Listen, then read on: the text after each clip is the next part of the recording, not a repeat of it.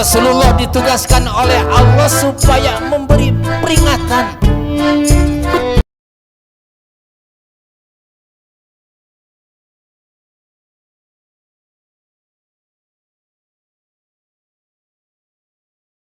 Assalamualaikum warahmatullahi wabarakatuh.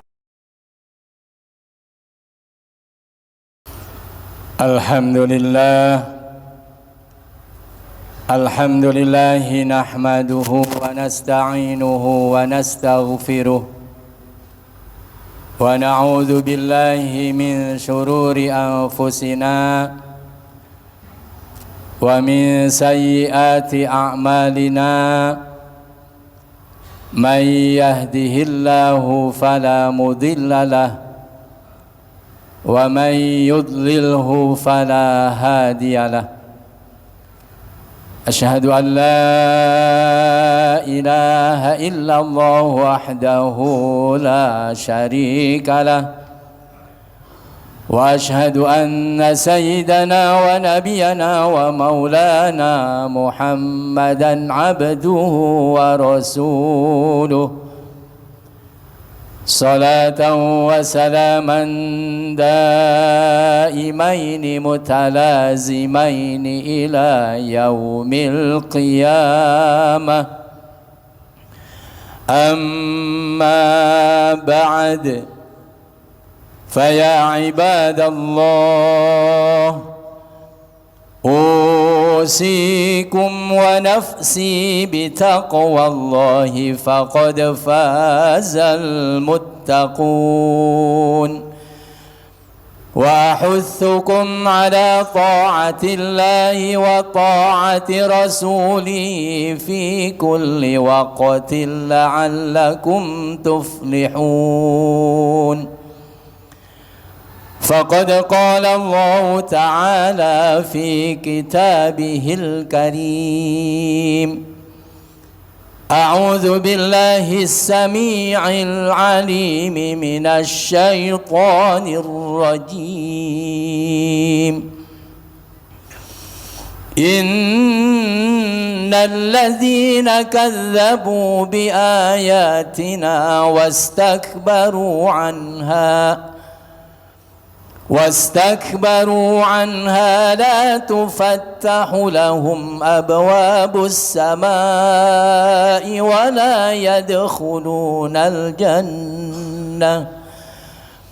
ولا يدخلون الجنة حتى يلج الجمل في سم الخياط وكذلك نجزي المجرمين. لهم من جهنم مهاد ومن فوقهم غواش وكذلك نجزي الظالمين.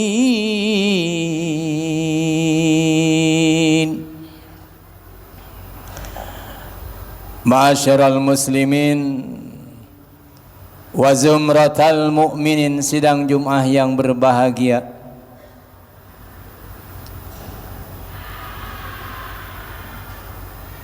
Tugas dan fungsi kita sebagai seorang mukmin karena mengikuti baginda Rasulullah sallallahu alaihi wasallam harus sesuai dengan apa yang disampaikan oleh baginda Rasulullah. Nabi Muhammad sebagai Rasul diutus oleh Allah. Fungsinya menyampaikan kabar gembira, mengajak kepada umatnya supaya beriman kepada Allah dan Rasulnya, lantas memberi kabar gembira bagi orang yang mengikuti baginda Rasulullah dengan surganya. Istilah lain dalam Al-Quran disebut basyiron,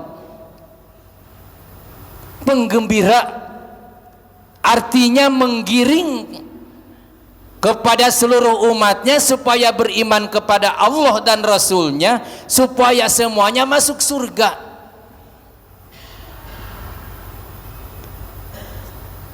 Sebagaimana firman Allah dalam Al-Quran surah Al-Baqarah, wa basyiril ladzina amanu wa amilus solihati anna lahum jannat. Berilah kabar gembira olehmu Muhammad orang-orang yang beriman kepada Allah dan Rasulnya, wa amilus solihat, dan berbuat kebaikan. Jadi tugas dan fungsi kita juga sama seperti itu, mengajak kepada hambanya, kepada umatnya supaya beriman kepada Allah dan mengimani baginda Rasulullah, lantas mengikuti, tunduk patuh terhadap perintah Allah dan Rasulnya yang disebut dengan amilus solihat.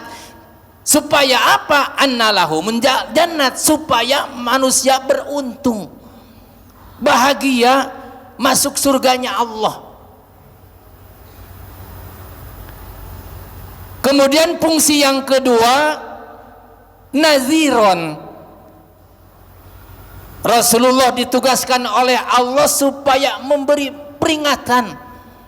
Berilah peringatilah hambamu Muhammad yang tidak iman kepada Allah dan tidak iman kepadamu Muhammad. Apabila seseorang tidak mengikutimu Muhammad, maka dia termasuk orang-orang yang berdosa. Maka orang berdosa itulah yang akan masuk neraka. Dihadang oleh baginda Rasulullah, ditakuti oleh dan diperingati oleh Rasulullah supaya tidak masuk neraka. Karena bandel tidak mengikuti ajakan baginda Rasulullah, maka dia mendustakan Allah dan Rasulnya, disebut mujrimin, orang-orang yang durhaka. Orang durhaka itulah salah satu penghuni neraka. Dia iman kepada Allah dan Rasulnya tetapi enggan melaksanakan perintah Allah dan Rasulnya, dia juga termasuk penghuni neraka yang disebut dengan fasikin. Setelah kamu memberi peringatan Muhammad kepada umatmu, ada yang mentah-mentah menolak sama sekali, dia termasuk orang yang kafir. Orang kafir itulah yang menjadi penghuni neraka. Dan ada pula Muhammad, setelah engkau menyampaikan tugas dari kami, memperingati dan supaya menjauhi larangan-larangan Allah karena takut masuk neraka. Banyak orang yang mengatakan iman kami juga kepada Allah bahwa, dan iman kami juga bahwa engkau Muhammad sebagai utusannya. Muhammad, dia itu cuma sebatas lisan, hatinya tidak menerima, tidak iman kepada Allah dan Rasulnya. Dialah termasuk kelompok munafikin. Kelompok munafikin itulah yang akan menjadi penghuni surga, penghuni neraka. Dihadang oleh baginda Rasulullah supaya yang tadi tidak hambanya masuk neraka, disebut naziron. Termasuk kita yang iman kepada Allah dan mengikuti, dan termasuk umat Rasulullah, fungsi dan tugas kita basyirah wa naziro. Hadirin sidang Jumat yang berbahagia,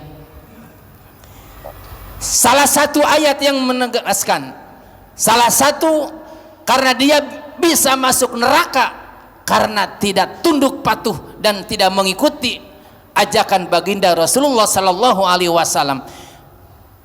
Allah menjelaskan dalam surah Al-A'raf ayat 40, dua golongan yang tidak akan masuk surga alias masuk neraka, dia jadi penghuni neraka.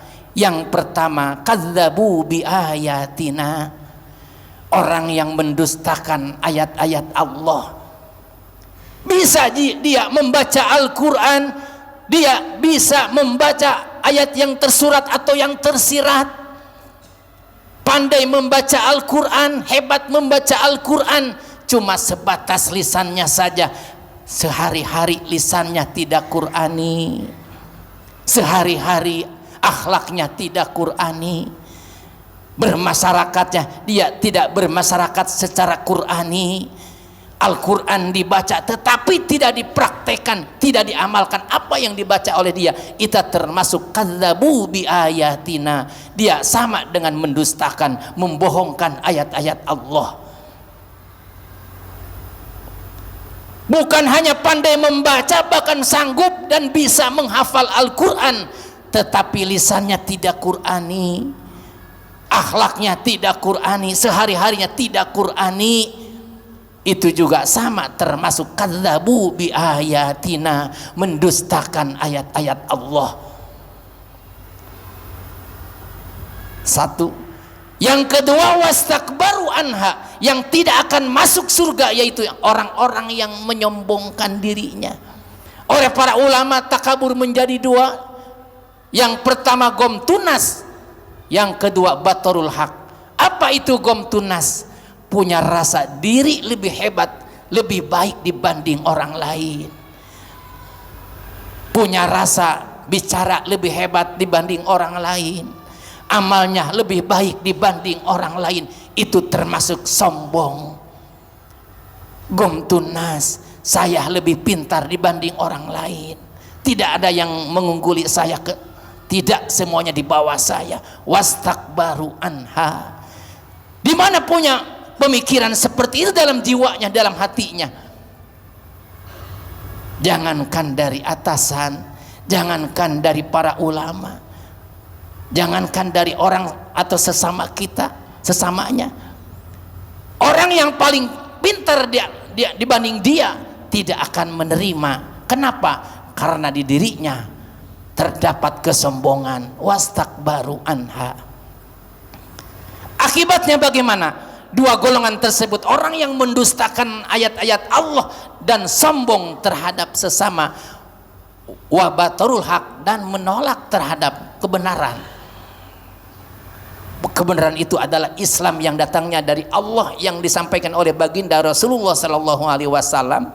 Gara-gara sombong terhadap sesama, akhirnya yang disampaikan ayat-ayat Allah sama dia ditolak, termasuk wastakbaru anha. Bagaimana akibatnya? La tufattahu lahum abwabus sama, kata Allah, kami tidak akan membukakan pintu-pintu langit,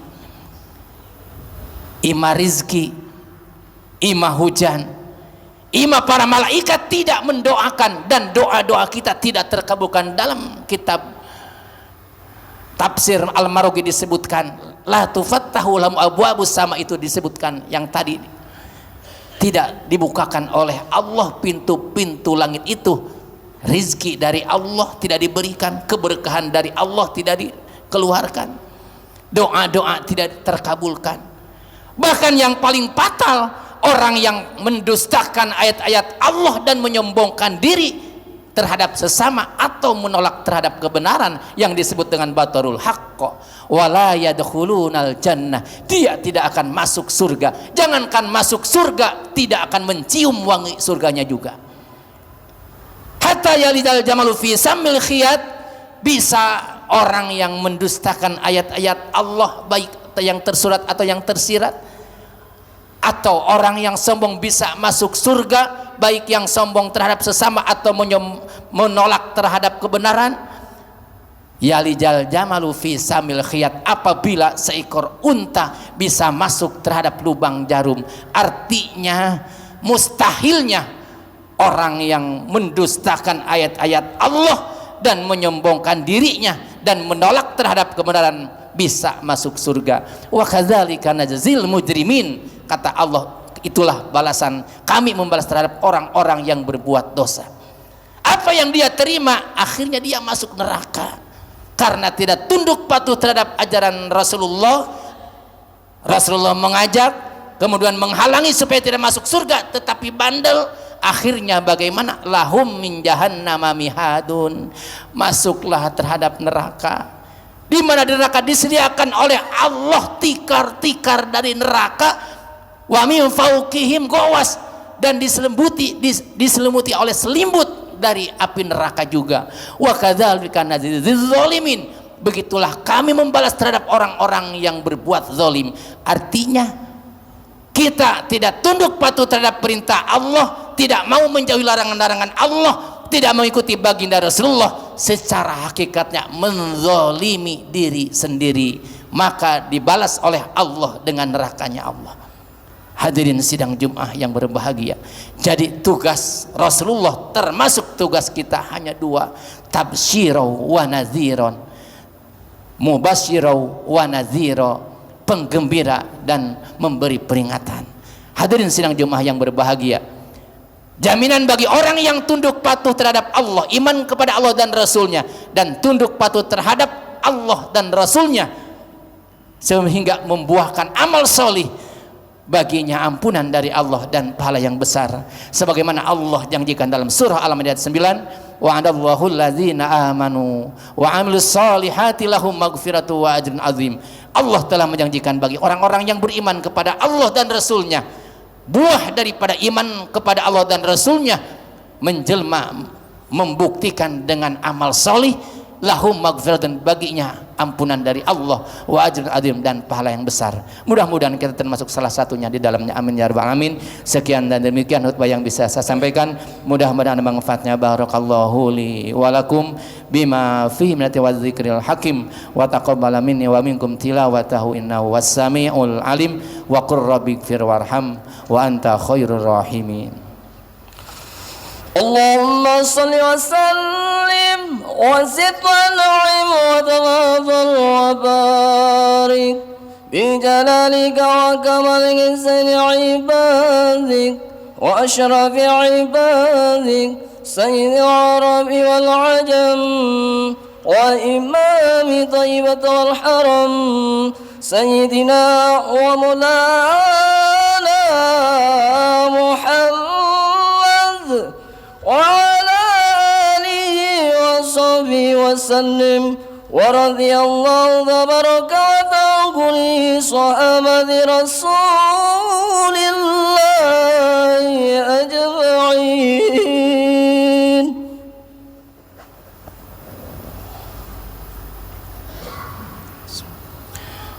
Alhamdulillah, alhamdulillahilladzi hadana ila dinil Islam, wassalatu wassalamu ala khairil anam wa ala alihi wa ashabihil kiram. Asyhadu an la ilaha illallah wahdahu la syarika lahul haqqul